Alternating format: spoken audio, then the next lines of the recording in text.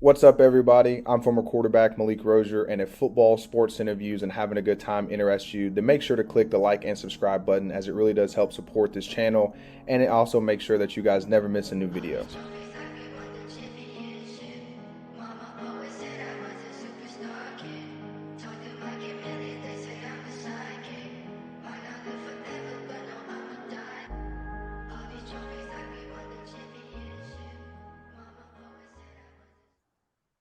How's everyone doing? And welcome back to another episode of the Malik Rosier Show. And the first thing that we're going to get into is the new Texas Oklahoma 2024 schedule. I know there's a lot of talk about Miami, probably shifting to the Big Ten. They talked about some like really no interest in Miami going to the SEC, which personally I would love to see that. I think there'd be a ton of competition. Maybe take Miami and Florida State, pull that rivalry over to maybe like the SEC East, and then you add Oklahoma and Texas to the SEC West. You kind of even out, you get Miami, Georgia, Kentucky, Florida, Florida State. Now you have the big three in Florida all playing each other every year on the same side. So I really do hope that Miami gets added to the SEC. But for now, for the 2024 year, you guys can see Texas at home has Florida, Georgia, Kentucky. To me, I think those are going to be three really hard games. Very interested in the Georgia Texas game. I think that game could become a really, really big rivalry as both of those fans are very fanatic, very loving, and caring about, obviously their program. So I think this game right here for them is going to be a big one. And then this one too, Texas A&M, Texas, you're bringing that game back. I think that game could be very interesting going for the future of the SEC. And we're going to take a look at Oklahoma. This one is that's going to be a rough one, especially if they have Alabama early. Hopefully they get Alabama a little later so that they can kind of get their season going. But that one's going to be a tough one. Obviously, we know what Tennessee can do. Tennessee is a very, very dynamic team. There's Texas. They got Auburn, LSU, Ole Miss, and Missouri is not a team to sleep on. For the Miami fans, we know they got Jake Garcia there. That guy definitely has talent. Hopefully, he can put everything together because I do believe that Jake Garcia can be a really, really good quarterback for the University of Missouri. So next, talking about quarterbacks, we're going to go into Caleb Williams. So USC has to capitalize on Caleb Williams this year. He is the best quarterback that to me has come out since like Matt Leinart. Obviously there was Mark Sanchez that everyone called was franchise or something like that. But I think Caleb Williams is going to be not only the best college quarterback USC has had in a very long time, but even like NFL quarterback. To me, he is probably the next thing to a Patrick Mahomes. I don't know if it'd be as good as Patrick Mahomes. I think Patrick Mahomes is almost like a Brady, where he's a once in the next 10 to 15 years. But Caleb Williams definitely has a ton of arm talent. He's smart. He can make every throw and he can run. So Lincoln Riley and Kliff Kingsbury have to do a good job of capitalizing on that, especially Lincoln, because you don't know how long you're going to have Kliff. Maybe it's 1, maybe it's 2 years, maybe, at the end of the year, he's like, hey, I want to get back into being a head coach. Hey, I want to take, a college job, NFL job. So Lincoln Riley has to take advantage of the fact that he has Kliff Kingsbury there and Caleb Williams. We know that Caleb Williams will probably be number 1 or 2 pick if he can stay healthy and keep doing what he did last year. Then he's going to be, the number 1 or number 2 pick off the board easy. Number 3, USC picked up Bear Alexander, huge pick. He's from Texas. Obviously, he was at Georgia last year, played national championships. This guy has experience. He's going to be competitive. He's going to have a high motor. He's going to push, this USC defense to have that same expectation that they had at Georgia. So I think Bear Alexander adding on, obviously this kid probably has another 2 years left this year and next before he leaves. But, the combination of Bear on defense, Caleb Williams on offense, you've got to take advantage. And then lastly, it's a weaker conference. USC and UCLA are about to move into the Big Ten. Then they're going to have Ohio State, Michigan, Michigan State. Obviously, there's still UCLA, there's still Utah, and there's still Oregon. But for the most part, the conference that they're in is a little weaker than the conference that they're going to shift to in the next couple of years. So for me, USC and Lincoln Riley have to capitalize this year, at least winning the Pac-12 and going into the Final Four and competing for a national championship. So right now we're about to go over Miami's toughest and the opponent that I think that a lot of people are sleeping on in our 2023 schedule. So number 1, toughest, Clemson. And I think there could be a couple of teams, FSU, UNC that definitely have, some guys that are better at some positions, or maybe even like FSU. I think they're probably a little bit better overall team than Clemson is right now. But to me, it's the psychological part of, last time we played Clemson at Miami, they beat the brakes off us. When we played them in the ACC championship, they beat us. The last several times we played Clemson, we have not even been in like a competitive environment with them. And to me, I hope that that doesn't linger on. I hope that, a lot of these guys either didn't watch the game or don't know anything about it. But, at least for me as someone that's looking and like, hey, what is a team that, we haven't beaten in a while, a team that, we haven't even competed against. When I was there, obviously in 2017, it was Florida State. We had 7, consecutive losses to them. And now I'm thinking about on the schedule, like who's that team that, Miami hasn't beaten a minute? It's Clemson. I am very glad that we do have them at home this year because I think that's really, really going to help us. So I hope a lot of the fans, I hope you guys show up to this game because to me, I think obviously, we go up to FSU, but this game right here is going to be the biggest mental hurdle for a lot of the guys saying, hey, can we get past this? Again, like I said earlier, in 2017, for me, it was really that FSU was like, we cannot lose to FSU again. We have to beat these guys. We can't let it go on to year 8. Now, the biggest sleeper team, and, they have some talent. Obviously, we took one of their linebackers, but Louisville is going to have a very, very weak schedule this year, okay? And what that does is when you have a team that has some talent, which they will, they're going to have a lot of confidence because they're going to beat most of their teams, and they're going to have that kind of chip on their shoulder because there's a lot of South Florida kids that are up there. Gilbert Fryerson's one of them. So to me, Louisville is going to be a team that we really, really got to focus on. There's someone that to me that like, yeah, they're going to have a good record, but like they're not going to be like, the Florida States or the UNCs or the Clemsons or the A&Ms. They're like, to me, kind of like that mid-tier to low-tier team that like they can compete, but every once in a while, they're going to have a bad year. So for me, we really got to focus on these guys. This is a team that if you let them stay in the game or sleep on them, they will beat you.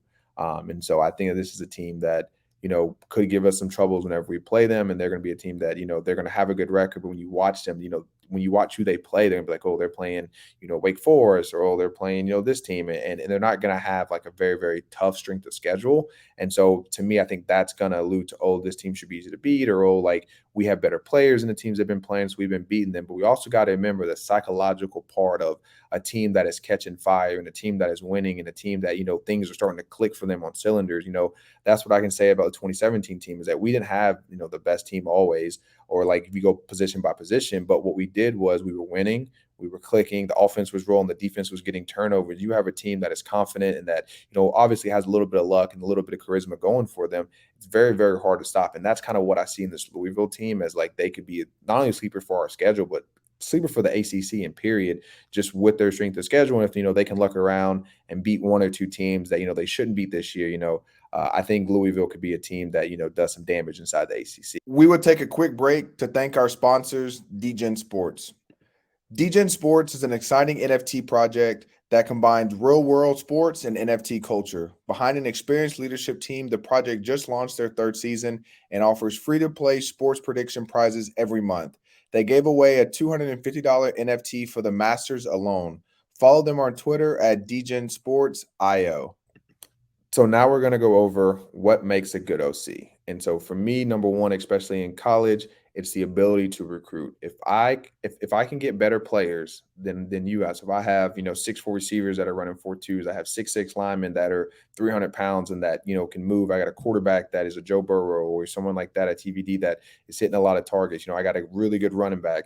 If my X's and O's can be better than yours, it doesn't matter what I call. I always say this: go back, watch 2018 LSU team. I promise you guys, they did not run any crazy complex. They did not run.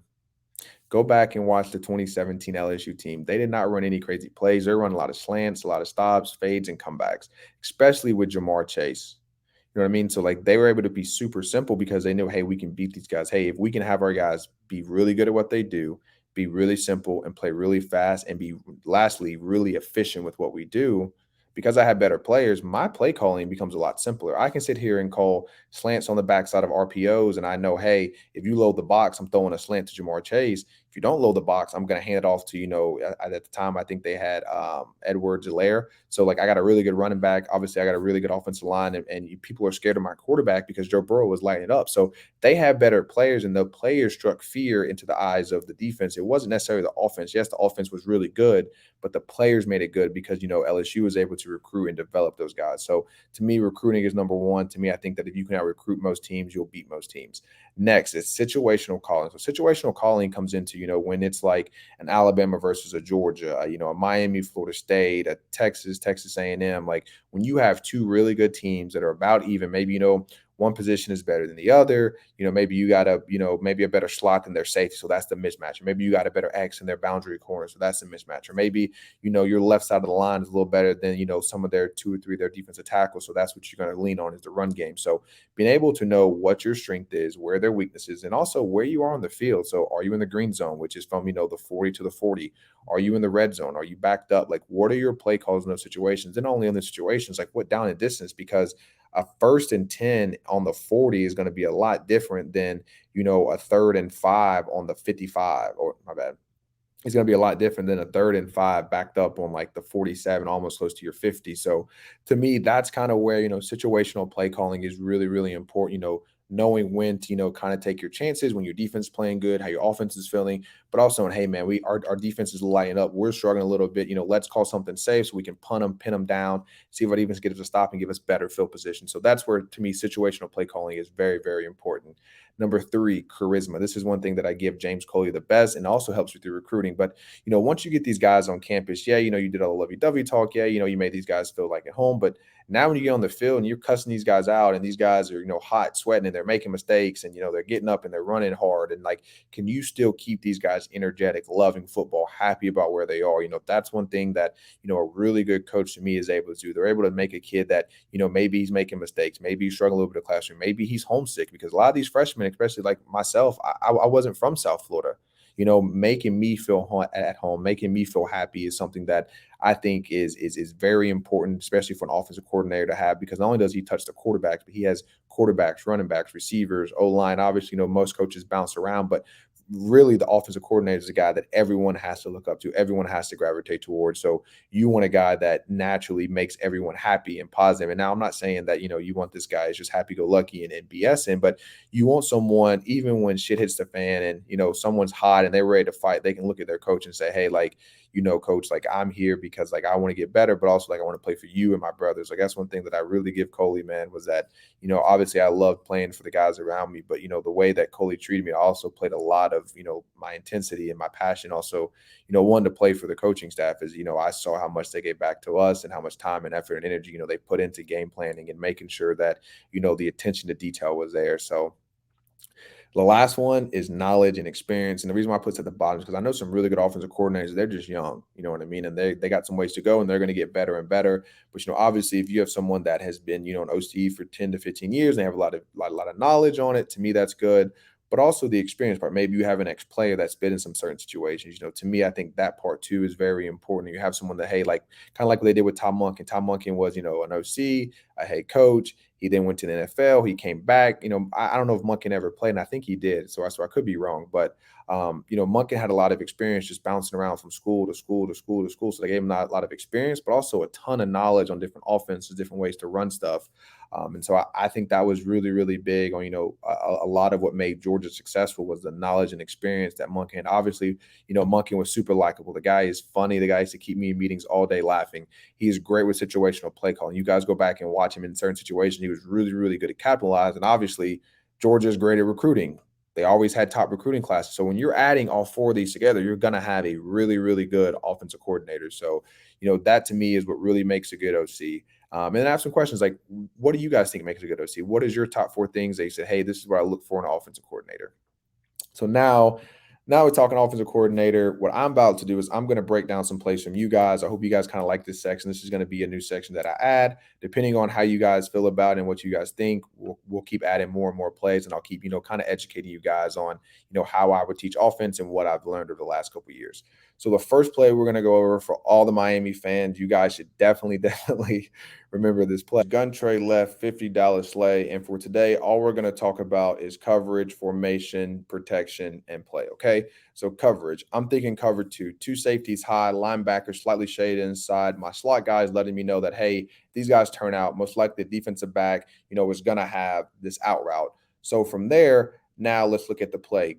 Obviously, gun tells me that, hey, I'm in the shotgun. Tray left. So tray left tells me that my tight end is attached, and the T in tray means 3 by 1. Okay. So This is 3-by-1 formation to the left side. Obviously, Y is detached. So how I like to do this is the Y should be about 2 to 3 yards from the tackle. The Z in this situation, I want him to be -1 or the top of the numbers, depending on where the ball is, because I don't want him to be, too far in or too far out to where he can't run his route. And then lastly, I want the F to split the difference between the Z and the Y. For my X, I want him either in the numbers or the top of numbers, depending again where the ball is. He wants to create spacing as he has a slant. And lastly, my running back, because it's 50, he knows he's going to go to the right. He's going to be off to the right.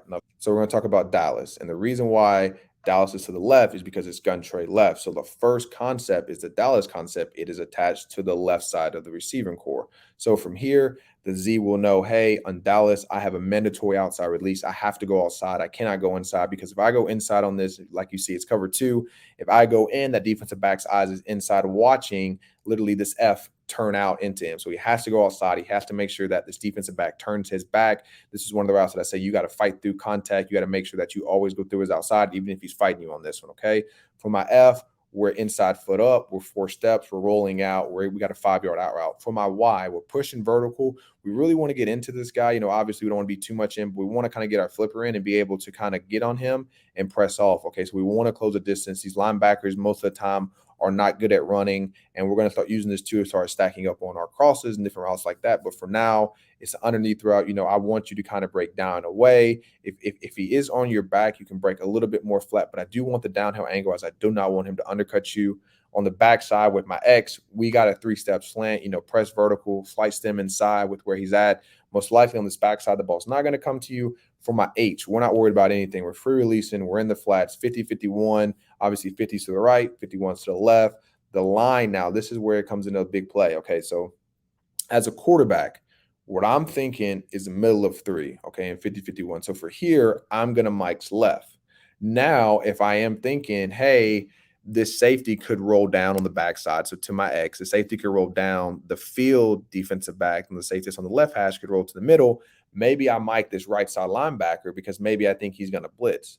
But if I don't think he's going to blitz, I want them to slide to the left, because for some reason, let's say this field linebacker comes and now this defensive back, this left hash comes down and the safety from the boundary goes to the top. Now at least I'm protected to my left. For the line, it's a full slide. So if I go Mike's left, hey, I'm miking this guy over this Y, then the center, left guard, left tackle are going to slide and sort. So they're going to take the dangerous of the 3. On the right side right here is they're taking the right side defensive tackle and the right side defensive end. Now, let's say for some reason this linebacker walks up and he's going to blitz. This right tackle is what they call squeeze. So he should squeeze down and make sure that he's taking the inside 2 of this linebacker and defensive end if the linebacker was to come in between the tackle and the end, okay? And this is where some hot throws comes in. This is where you see some guys that are smart, like Duke used to do it. They blitz this linebacker and pill this end, with the running back, hoping that as you pilled, your tackle would step out and this linebacker would have basically a free shot between the guard and the tackle. A smart tackle squeezes and then adjust out, okay? So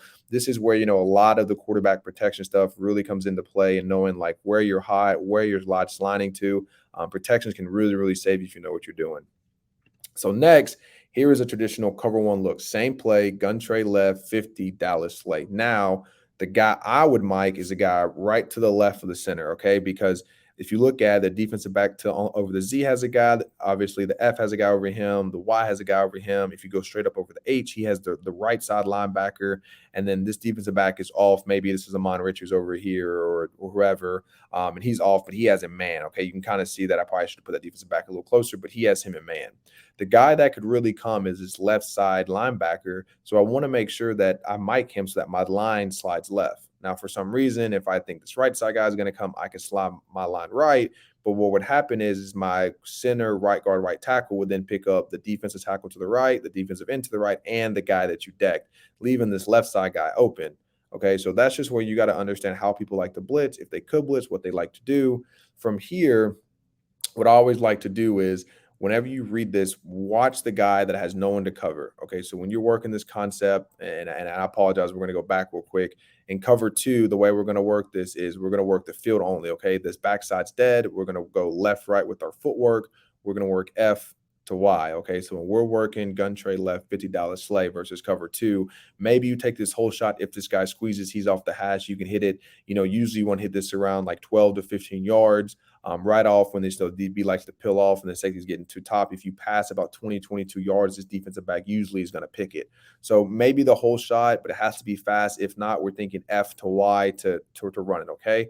Now, if we're going with cover one look, this is where we can kind of pick. This is where I like the backside. Okay. So if you're watching this Mike linebacker saying, hey, where's he going? What's he going to do? With our left footman, we're going left, right footwork and quick game. As we go left, we're watching him. If he goes to our right, towards the slay side where the running back goes, then we got to work our F to our Y. This is where our Y really has to win. Okay. And maybe if you have a good Z and you like the matchup, you can throw that outside release go to the Z. If not, let's say this middle linebacker lingers here. Maybe he goes back, or maybe even he cheats to the left. Sometimes you guys can do a good job and, on your left foot, look kind of left, kind of hold him there where you want him to go, and then go back right, knowing that, hey, this window for the slant's going to open up. And now let's say for some reason it's a zone coverage and this linebacker doesn't run with his H. Maybe he drifts over here and he's on the hash. Well, in cover three, defensive back has deep thirds. If this linebacker doesn't get to this flat with this running back should be wide open in the flats. Okay, so this is how, knowing who to read, knowing what the coverage is, knowing who to deck can really, really help you.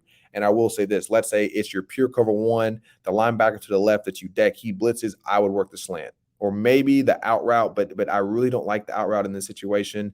And this coverage, I'm really thinking like it's a one rat look. You can tell that this defensive back over the F is outside of him. This linebacker is slightly inside, but even the DB on the Z is slightly outside. So that tells me the odds of them blitzing is a little less because, hear me out, if they're outside, that means they have protection inside. Now, if they had inside leverage, that means they would have to use the outside as their protection because they know, hey, with this linebacker blitzing, if this guy crosses my face, there's no Mike.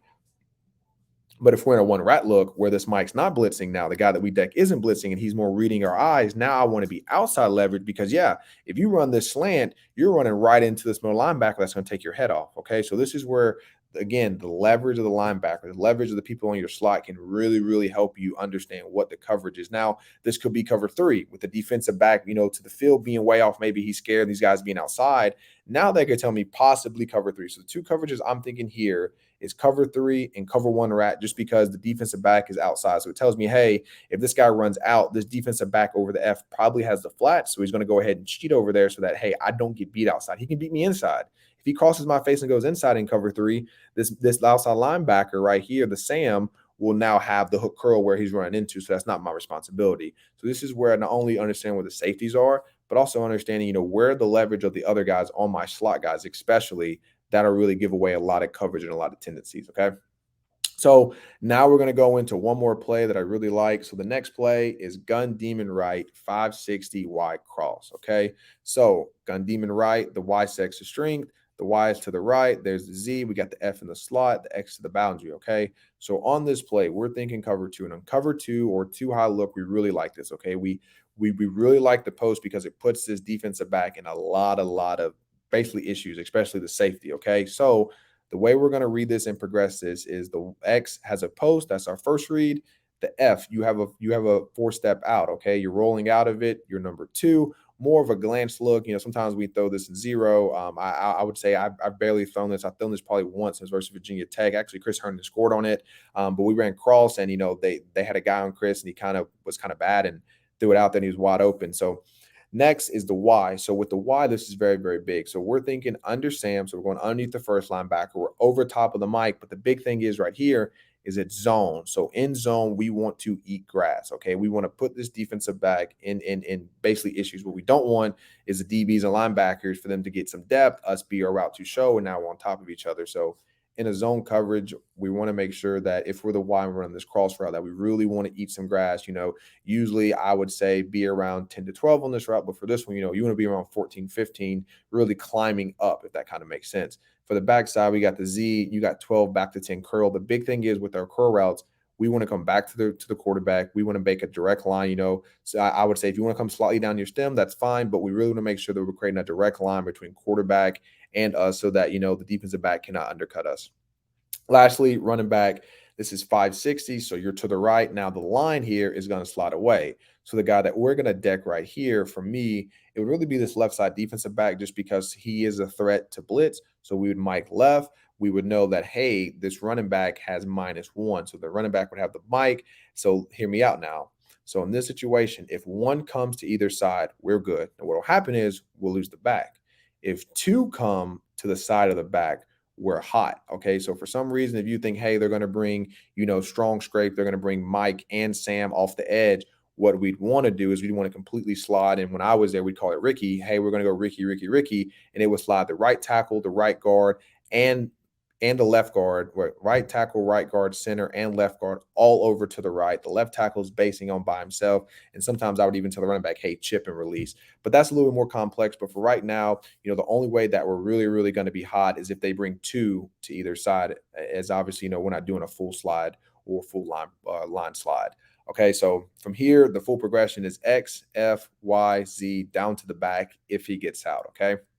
So now we're going to go into the same play versus cover one. But I want you guys to see that this was the first one. Look at the Z's route or look at the X's route. It's a little bit different because this guy's headed inside. I can get inside, go across and get.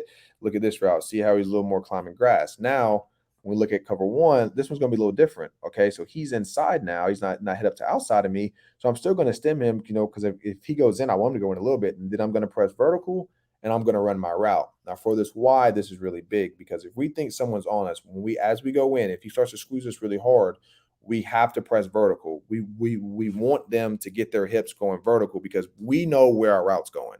He doesn't know whether we're going to run a corner coming out of this. He doesn't know whether we're going to run like a curl coming out of this. He doesn't know what we're doing. All he knows is that we're stemming him vertical. So as we stem him vertical and we get his hips to turn, then we got to snap out of it and we got to get flat. Okay. You cannot drift in cover one. If you drift in cover one, you have someone that's faster than you. He will undercut it. He will pick it and it will be your fault. Okay. And a lot of times the quarterbacks get these heats, but I will tell you guys, if you guys do not run the right routes, you will put your quarterback in a very, very bad situation. And he wants to throw you the ball because he understands, hey, the two routes that I want to throw in cover one is my Y or my Z, or maybe for some reason your back gets lost and you can check it out to your back.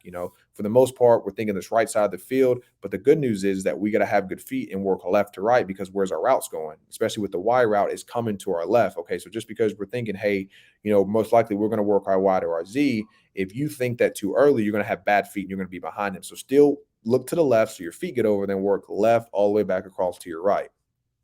So that was it for the plays. I really appreciate you guys hanging out with me for the day. I hope you guys really like that, QB kind of IQ section. I will try to get better with that and, find a little bit more rhyme and reason about how I break it down.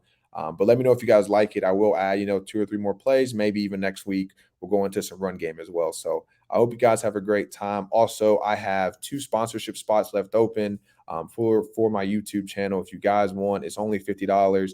It'd really help out, and I'd really appreciate it. I hope you guys have a great rest of your day. Go Canes.